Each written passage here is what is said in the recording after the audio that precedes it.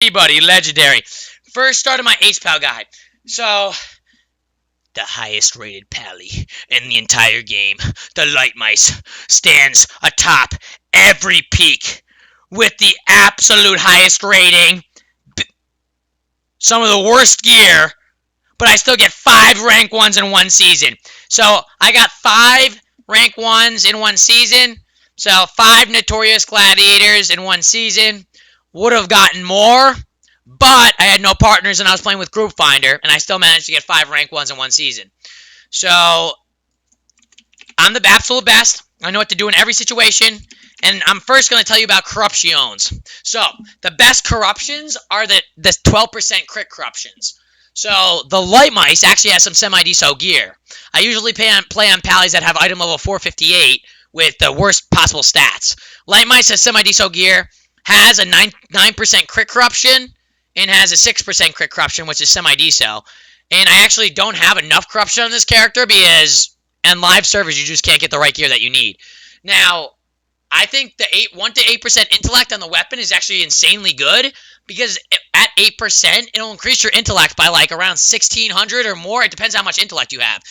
The more intellect you have, the more it'll increase it. And I think intellect as a stat is really good, especially when it gives you like 2,000 extra intellect. So this weapon is actually really good, and it gives crit verse. So this is the best weapon you could get, especially at 475, but I only have the heroic one.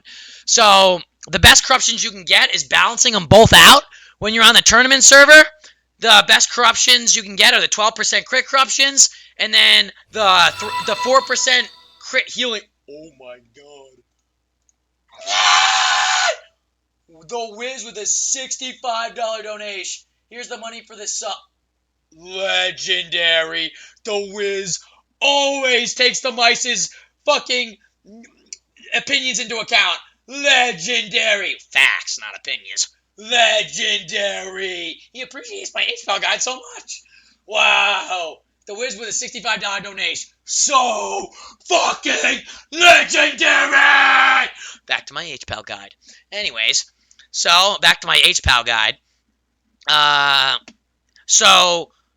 So back to the corruption. So the best way to do it is if you get 12% crit corruptions, and then you have the 4% increased critical strike corruptions, which I don't have any of those. So if you have the 4% increased critical strike and you have like 40% crit, your Holy Shock adds on 30% more crit.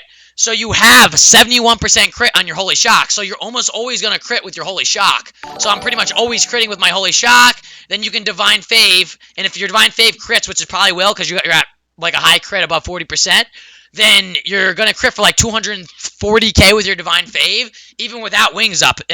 Okay, so those are the best corrupts. And you want to balance out your corrupts. You never want to go over 40 corrupts, obviously. I'm an uncorruptible hero, of course. So the next thing you can do is talents. So in my talents, the talents haven't changed much from my last hpal guide. You obviously want Bestow Faith. Best one, Crusaders Might, Complete Garbo, even though they name every talent after me.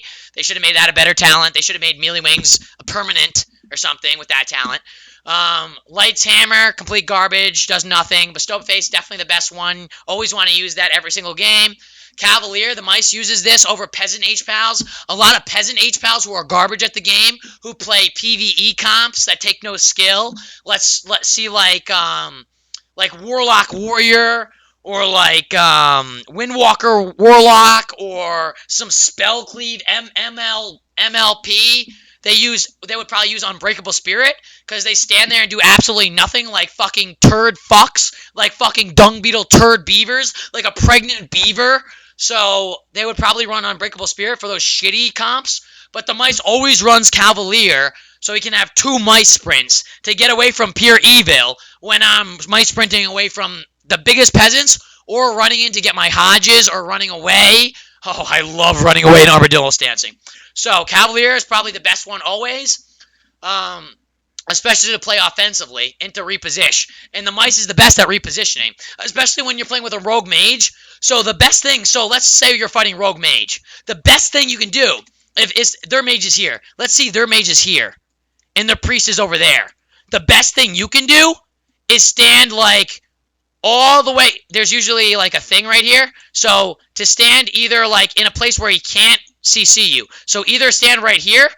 But here isn't that good of a spot. Here is really not good of a spot. So let's say their mage is right here. Their mage is right here. Your mage is right here. That means your mage has really bad positioning. Because if your mage is right there, their Disc Priest has way more space to heal their mage, and I have way less space. So my mage is going to have to double blink to get his sheep if their priest is standing behind this pillar and I'm standing over here. And their mage only has to blink once. So the best positioning for me to do I would have to reposition over to the pillar and probably hodge the priest. Or reposition to a different pillar. Hook point's kind of garbage. Reposition maybe I would go to this pillar. Maybe I would go behind here. If their mage was here, now this would be bad positioning too. Maybe the best spot I could be would be over here. Probably like over here. And tell my mage to move here. So this would probably be my best positioning. Stand here, tell my mage to move back, or to push up. So I would have to tell my mage to actually move, because there'd be no good positioning for me. So that's how you would fight versus a rogue mage. So for more of the talents, you don't want to run rep unless you're playing with like a warlock. And you would actually play blinding light sometimes for comps that you can't. For comps that hodge isn't enough, and that your mage can't get CC on good, especially when you're playing with a beyond garbage peasant rascal bitch mage, which is almost always. You're going to want to use Blinding Light a lot, especially versus like a sub-rogue mage priest. Sub-rogue mage priest, Blinding Light is so good against because the mage in your team is so trash and is probably not going to land any CC on the Disc Priest. But for like mirror rogue mage pallies, you want to run the faster Hammer of Justice, and versus stuff like Resto Druids, a lot of Resto Druid teams you want to run Blinding Light, but stuff that you can get consistent CC on and your mage is good at the game, then you run Fist of Justice. Justice! So you always want to run Devotion Aura because you want 10% dam reduc. They actually nerfed this. This used to be 20% dam reduc. They should have kept it as 20% dam reduc, seeing as hpal is by far the worst healer. So, in between all these, you obviously want Holy Avenger. So good, increases your haste by 30% and your Holy Shock healing by 30%.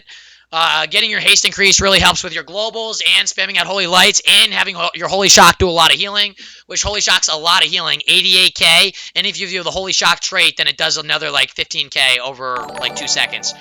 Then next one, there's Sanctified Wrath and Avenging Crusader. The Mice, being a hero that he is, always runs Avenging Crusader, except in very specific situations.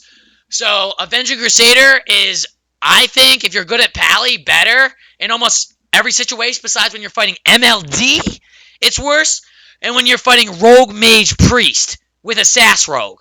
So for a Rogue Mage Priest, the reason why Avenging Crusader is not better is because they do so much damn that, and if you run out with melee wings up, you'll just get CC'd on it every single time because the priest will always have fear for you or MC the mage or do something to fuck up your melee wings. So that's why you have to run regular wings so you can sit at the pillar and heal.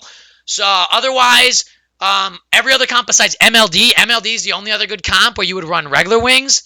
You want regular wings here too because you need to stand at the pillar and not get CC'd, and there's no way for you to avoid fear and sheep and bash all at the same time from the Resto Druid, the Lock, and the Mage.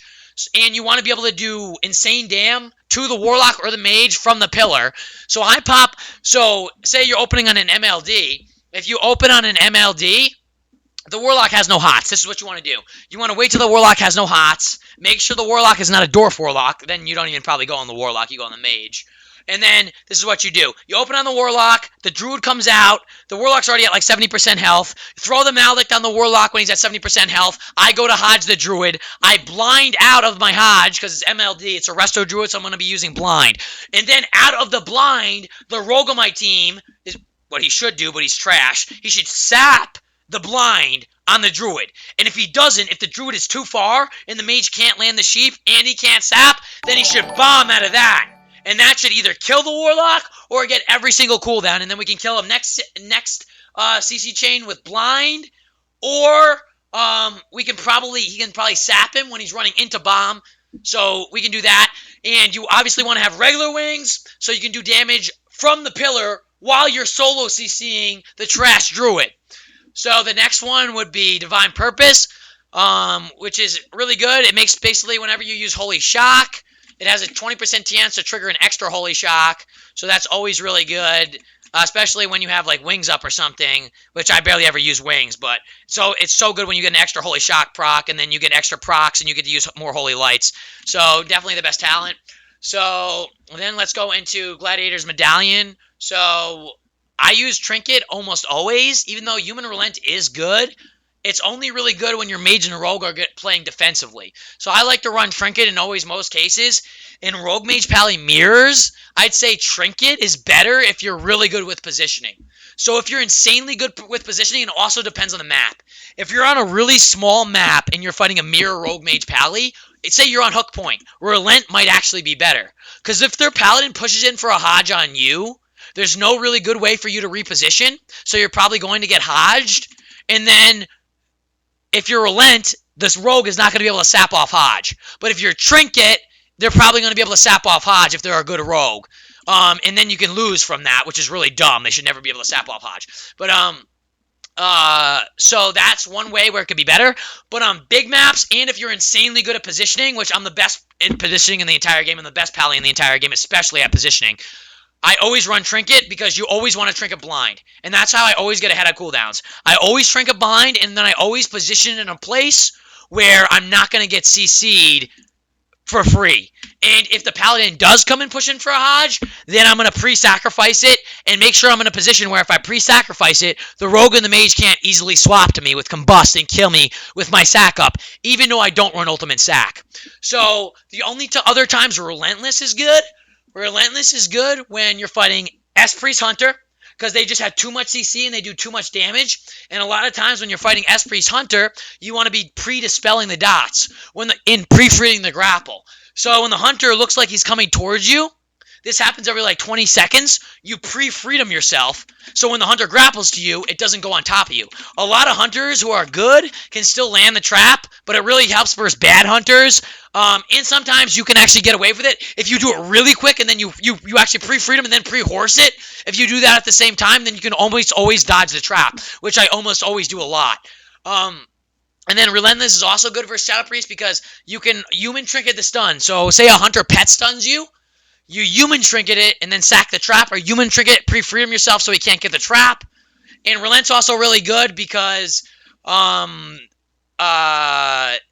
don't have enough CC. They don't have that much CC for you. They don't have enough CC for you for where 20% less CC is enough where you can get out and top your team, especially when you have Vitality. And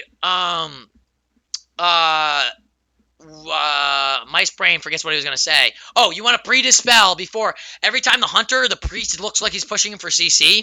Say the Priest is just even slightly moving towards you. If the Priest is slightly moving towards you, that means he's going to either horror you into a trap or horror you into a silence, into a grapple trap or mind bomb. So you want to run Relent and pre-dispel. So if you pre-dispel before he horrors you, then the guy won't have any dots, and you sit 2 seconds less of CC, because you're gonna, when you dispel VT, it dispels the VT and then puts you into a horror for 2 seconds. So if you pre-dispel, you avoid 2 seconds of the CC and avoid a lot of the priest damage, which I do a lot. So for talents, I almost always run Blessed Hands. The only time I don't run Blessed Hands is when I'm fighting S-Priest Warlock, and then I change to Divine Vig. Divine Vig reduces the damage that you take by shadow damage by 15%. And usually an S-Priest Warlock is a long game, so that's probably more useful, even though I'm always dispelling. So basically, let's see. If we were fighting a Shadow Priest Rogue, if we fight a Shadow Priest Rogue, I actually run Blessed Hands, because it's not as long of a game. We're either going to die pretty fast or we're going to win within like 3 minutes. So Blessed Hands, and it's all about positioning when you're fighting a Rogue Mage, S-Priest, Shaman, RLS. When you're fighting RLS, Rogue, Lock, Shaman, it's always really good about positioning. You want to stay max range so the Priest can never get a fear on you. If the Priest ever lands a fear, you're just going to automatically lose the game. If the Priest lands a fear on you, you're going to have to, you're forced block, you're forced to trinket the fear. Sometimes you have to trinket the fear, which is really bad. Say you're going into Hodge the Priest. So say you go into Hodge the Shaman, and then the Priest uses his horror on you and then is able to get off the fear, you're usually going to have to trinket that unless your mage has really good peels or something, or you pre-Voodoo Totem Vitality. So Blessed Hands for that would be better. Blessed Hands is obviously better versus Rogue Mage Pally Mirrors. awful pallies, so awful pallies don't understand that they should not play Boltman Sack. You can always get away with playing regular sack if you are good at the game. If you are good at the game, then you either pre-sack sheep, you pre-sack Hodge, you pre-sack blind, you pre-sack bomb, okay, if you're a good paladin. If you're running ultimate sack, that makes it way easier for them to swap to you, and it makes so you don't have blessed hands or divine fave. Now, I used to run ultimate sack when there's nothing else to take, because in your Heart of Az talents, you didn't have vitality. So I used to take Divine Fave. I used to use Conflict for my major talent, which would give me Divine Fave. So I'd be able to use Ultimate Sack instead of Divine Fave. So I'd still have Divine Fave in Ultimate Sack. But now, since you have Vitality, Vitality is such a broken, insanely broken talent, especially versus Rogue Mage, that Ultimate Sack is not needed anymore. Ultimate Sack is not needed versus anything anymore. I don't run it versus any comp. It's always bad. Darkest Before the Dawn does nothing. You never want to use Light of Dawn. Light of Dawn is always a bad talent. It's 2,800 mana. It's 2,800 mana for a 13,000 heal. You're using a Holy Shock, does triple that, and almost always crits for the heal. This is 13,000. This does 88,000. And this is more mana. You never want to use Light of Dawn, so you never want to use this talent. This is complete garbage. Spread the word. This would be good if you had an extra talent slot, but you don't have an extra talent slot. So the Blessing of Freedom, clearing all movement effects, that would be actually really good, but you don't actually have an extra talent slot, and these talents are too good. Cleanse of the Weak, you just don't have an extra talent slot for it. Shadow Resist Aura is better than Cleanse of the Weak if you're fighting an S-Priest or an or something like that. It's just better. Divine Fave, you want to use that almost always, and it's for the healing a lot. You actually want it for the healing. 100% increased healing on your Holy Light is a lot of healing, especially for how high damage is right now, and also for the mana cost. It reduces the mana cost completely. So every 25 seconds you get a free Holy Light cast. That's pretty big. So you definitely want that to stay mana efficient. And I'm of course the best person to play a mana efficient. What you can do with Divine Favor is, say you have Beacon on the Mage, you want to always use Divine Favor on your Rogue if he's low to heal the Mage in the Rogue. Say if you're fighting an S-Priest Warlock team and your Rogue's at 50% and your Mage is at 40%, you actually use the Divine Favor on the Rogue for mana efficiency, and it's going to heal the Beacon target, and it won't cost you any mana to do that. If you used a regular Holy Light without Divine Favor on the Rogue who didn't have Beacon, it would still heal the Mage, but it would do less healing, and it would cost you more mana. Because every time you heal with Beacon, with a Holy Light, it refunds 25% of the mana spent.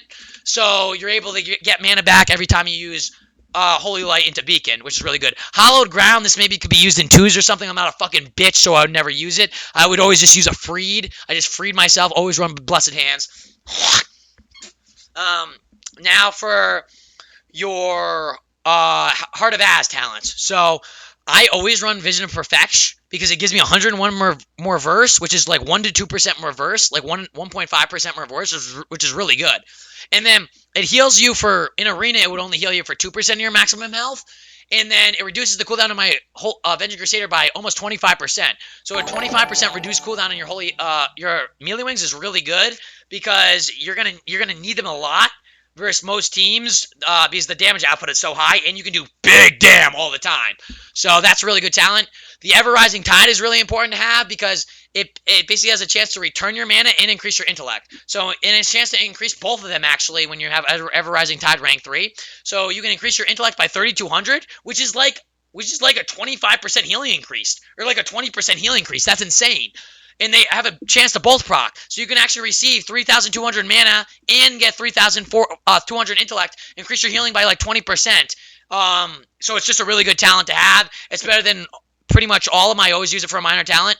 Memory of Lucid Dreams, really insanely good because your spells and abilities have a chance to refund you half of the mana that you spend on them and heal you when you do it. So if you Holy Shock, it actually has a chance to refund half the mana that's used if you use a Holy Light. If you use Melee Wings, it has a chance to actually give 5,000 mana back. That's insane. That would be really lucky if you had it happen to you. And then it, of course, has a chance to increase your versatility by 417. And 417 verse is actually a lot. Right now, I only have 1,057 verse, and I have 12% verse. So 477 more verse is like another 5% burst. So that's 5% more healing and 3% more dam reduction. So that's really good whenever that procs. And then for your major talent, Crucible of the Flame would only be used versus MLD, and I use this sometimes versus like, it depends. So if the team doesn't have a purge, say if you're fighting a TSG with a monk, sometimes you actually want to run Crucible. But now that the damage is so insanely high, it sucks that a lot of times you can't even run Crucible even though you want to run it. So a lot of the times you almost always have to run Vitality Conduit unless you're fighting MLD or maybe like a Monk TSG or like a Holy Pally Cleave, or maybe sometimes if you're fighting, let's say, Windwalker Lock hpal or Windwalker Lock Monk. But versus that, I think versus a Windwalker Lock Monk, I think you have to run Vitality because you just can't get away with it. But with a Windwalker Lock Pally, you might be able to, because you might be able to do enough damage to overwhelm the Pally, but Vitality is still probably better in that situation. Where Vitality is probably not better, the only situation is the MLD, because you want to do max dam with your Crucible, and Vitality will take away too much health from the other target, and then they can swap to the target and kill him. And versus S-Priest teams, where with like an S-Priest Destro team, or an S-Priest Ellie team, I probably, maybe versus the S-Priest Ellie team, just because they do more CC and burst damage than like rot damage. So maybe versus the S-Priest Ellie team, Vitality would be better. Maybe, yeah. Probably Vitality versus S-Priest Ellie, but versus a Destro Lock S-Priest, Vitality probably wouldn't be better, even though it could be. It depends on the situation. It depends if it's maybe a Shaman to purge your flame stacks, because S-Priest can already purge your flame stacks, but Vitality just could take the healthy. Say they have Infernals up and they're bolting your Rogue and your Rogue's at 20% health and your Mage is already at 30% health. Then you're just taking your Mage's health at 30% health and you're going to force his cooldowns. So Vitality can, it depends. You have to use it really good. So I, of course, like using Big Dam. I love using Big Dam, Heart of Azure, Crucible of Flame, but a lot of the times you can't. So it's unfortunate. In verse like an S-Priest Rogue team with a Shaman, Vitality is better because they're just going to purge your flame stacks, and you actually need to pre-Vitality some setups, because in some setups they just horror you into a silence and you instantly die. It's so fucked up. So that's all the talents and stuff. So then what else do I have to do for a Holy Pally guide? Oh, the best gear. So the best gear you can get would be crit verse. Your main stat is, of course, crit. The second best stat is, of course, verse, because it increases your healing. So every time you get a critical strike or whatever, you do way more healing and you take less damage. Haste isn't as good because you're already getting procs that are making your casts 0.9 second casts. So if you can't fake with a 0.9 second cast, then you're a fat baby back bitch to begin with. So you probably want more verse just for extra healing. And you want your procs to always be instant cast. You always want to get a fast cast. But obviously it sucks if you don't, and then you just have to spam out heals and have good positioning to heal through it, or have a cooldown. You want Voodoo Tote. You always want to use Voodoo Tote. Thank God I got a 475 Voodoo Tote. So much fucking healing. So nice. So Voodoo Tote does a lot of healing, and you always want to pair it with Holy Avenger. So 1.5 minute cooldown, 1.5 minute cooldown. You always want to pair it with Holy Avenger because it increases the stacks that it ticks. So when you use Holy Avenger, it gives you 30% haste. And when you use Revitalizing Voodoo Totem, it gains that haste. So you actually, it stacks up to 13 times. So you get the 13 stack like 5 times or 4 times, like 6 times instead of like 3 times. So the 13 stack of the Voodoo Totem is like a 35k heal. So 35k, 35k, 35k. So instant insane healing. So you always want to pair that with that. And then you always want to use your Avenging Crusader with a different, outside of Holy Avenger Voodoo Tote. So it depends on the situation. I almost always use Holy Avenger Voodoo Tote before I use my melee wings. But in some situations, like the one tournament game, sometimes using melee wings and going offensive is automatically better. So if both your teammates are really low, I would say probably melee wings first. But if just one teammate is low, maybe Holy Avenger Voodoo Tote. And if you just don't have time to use a Holy melee wings. If you don't have time to use melee wings, say you're pushing in for a Hodge and you need to use multiple globals, and you're mice sprinting, you're on your horse, and you're going to get the Hodge and the Priest. Holy Avenger Voodoo Tote your partner, full Hodge and the Priest. Get fucked! So that's what you do. Instead of melee wingsing, you have to be on the mage to heal the mage. So that's probably what you can do there. That's the best thing you can do there. And then other things you can do is for, like, say you're fighting a rogue mage priest team, pay attention to their positioning. Always pay attention to their positioning. If you're here and the mage is here, their enemy mage is there, and your teammate, your mage is here, and your mage has full bleeds, the priest is behind the pillar, the rogue is on the mage, bomb is coming on your mage. The next stun on your mage is going to be smoke bomb. If this is the positioning, so you got to make sure to bot the smoke bomb if this is your positioning. Now where they're probably not going to smoke bomb, if you see the priest and the mage pushing in at you, then they're probably not going to smoke bomb. But if they're really far away just doing damage, they're probably going to smoke bomb. If the rogue is running at you, if the rogue is just running at you, the priest and the mage are standing back, the rogue is running at you, he's going to blind you. So you either want to avoid it because if the rogue is running at you, your mage is probably not taking as much damage as you should. So the best thing you can do is either avoid it for as long as you can, or pre-sack it. Pre-sack, bitch! That's how you always pre-sack blinds. And you always want to make sure you freedom your people out of novas. Make sure you freedom your rogue out of novas instantly. Don't panic in situations where the priest is pushing in on you and you only have a second to freedom the rogue. Because if that priest gets the fear on you and your rogue is sitting in a full root, you're just going to instantaneously lose the game. So you got to make sure to do that. And also stuff you can do. You can be really good with your maledict and stuff. So let's say we're going to do a kidney bomb on the mage, or we're going to do a setup. While I'm pushing in 2 odds the priest, I can throw my maledict at the mage at the same time, so I can get the maledict on the mage before the setup even happens. So he's taking max damage before the setup even happens. So when he goes into the setup, he's just going to instantly die or force all his cooldowns.